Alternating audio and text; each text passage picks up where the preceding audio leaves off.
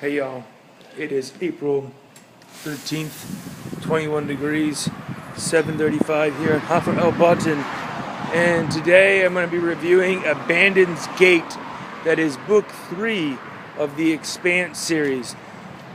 Now, before we get started, in the past review I talked about that the book felt plot-driven instead of character-driven. And I found that to be true with this book as well. And so that's pretty much what we're going to be talking about. And I have a really great example for that. Now, I thought the book was great. I read it in about a month or so, about 3.5 weeks. Really great. Again, he changes the characters. So you just have Holden, and you have a new cast of characters. You have some references to the amazing Martian Marine from the previous book, but you never really get to see her, and you get a little one-word blurb about the politician from book 2 as well. But for the most part, he's carrying on with new characters. Now, what is plot-driven? Well, plot-driven is based off of what's called plot points. And the plot point is something that needs to happen in the story to move it along. Now, usually, these plot points are derived from characters' decisions by how the character will react in a given situation. And when it does not feel like the character is making the decision, that the writer is making the decision, that's when we say it's plot-driven or story-driven instead of character-driven. And this was very clear to me, and no spoilers here, as much as I can, that the grenades in the battle scene in the drum, again, if you know what I'm talking about, that's fine. So you have this battle scene, it goes for a while, and they have these grenades, and they use them once, and then when another enemy presents itself, that the grenades would totally be helpful to completely destroying, they're conveniently forgotten. And again, this is a plot device. The writer wants them to move to another area for another thing to happen, so they just conveniently forget about the grenades. And then, later, he says, oh, I have these grenades. And there isn't even a forethought to, oh, these would have been helpful 10 minutes ago. It's just, oh, I have these grenades. And oh, this is how we're going to solve this problem. And I'm going to make a self-sacrifice and make this character seem more important, but also getting rid of them for the future storylines. And the 3 grenades or 2 grenades, whatever, is this perfect example of this plot device. They're conveniently forgotten and then they're brought back when they're needed. Instead of, oh, I have grenades, we can use them, and this would have carried on as normal.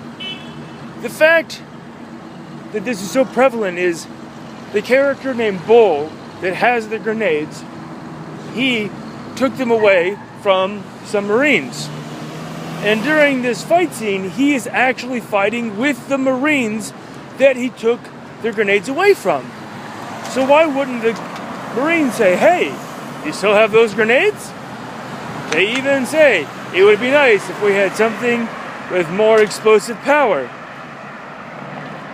Now, I love the book. I can't stop reading the books. They're really good. But again, it falls flat that the characters are actually making these decisions. And this goes back to what I was talking about in book 2, about the proto-molecule making these decisions and being like a wound clock, ticking away, doing what it's programmed to do. And they even make reference to this in the book, that the proto-molecule is dumb. It can only do one thing. And it is going through its programming. And I was like, hey, that's right. That's exactly what the heck it's doing. And everyone's reacting to it. The only character, in my opinion, of the book that is carrying out her own volition, her own plans through the entire book is Clarissa. Now, yeah, she changes her name during the book. Who cares? But Clarissa has her own agenda, and she's carrying it out to the fullest. And she is by far the most interesting character in the book. This was the same for the Martian Marine in book 2. She has her own point of view, her own thing, and she's doing it. Now, the fact of the matter that they're both women, and usually a science fiction is a male character genre, is really awesome. But it is now a little repetitive. Since the second book, the most interesting character was a woman, and in the second book, the other most interesting character was a woman, and now in this book, it was a woman, and then Bull, a man, and yet Bull dies. So a little samey there. A really, really strong book. It really pushes you to the point of, at the end of the book, oh, now this is a whole new thing. Book 1, 2, and 3 feel like they're a set. Now there's book 4, 5, and 6, which I haven't started reading yet, but I believe that they will feel like a set as well. There is this big ending point at book 3 where you can kind of say, this is where the book 1 could have started. And that's the sign of a really good ending, because you know it's a really good beginning. Fred Johnson is brought back a little bit in this, which has some nice carryover, which make the Expanse feel real, feel united. I thought there was a lot or too much introspection by the writer in this book, and it kind of filled up some page length that I didn't really need.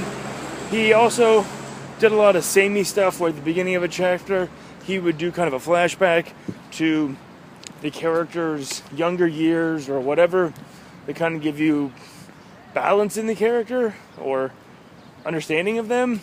But to me, it just felt very, very pushed, and I would have rather just continued the storyline as it was. The background information just did not feel necessary. It felt like he was trying to do something on purpose, and that the character probably wouldn't be thinking about this memory at this time. And it just kind of pushed around the walls of the story a bit too much for me. Again, I like the book, all those things, no problem, but those are just some of the little nitpicky issues. If we were in grad school and we were workshopping this book, would totally come up. I think that he still keeps the feeling that we're living in space, that things are really tough, is still there. I think that his entire premise of this world, or not this solar system of 3, is really well established, and you feel that there's differences to talk about, racism again in a different way, new and interesting way, which are great. Always looking at the us versus them is good. The book 3, Abandon's Gate, I would say is my second favorite so far. The first book, Leviathan Awakes, is so far the best. This is the second. I give it a solid 7 because of the drama, because of the new characters are really good. But at the same time, I feel that all the flashbacks really hold this book back for being a solid 8. Anyway, y'all, have a great day. Talk to you soon. Read some good books.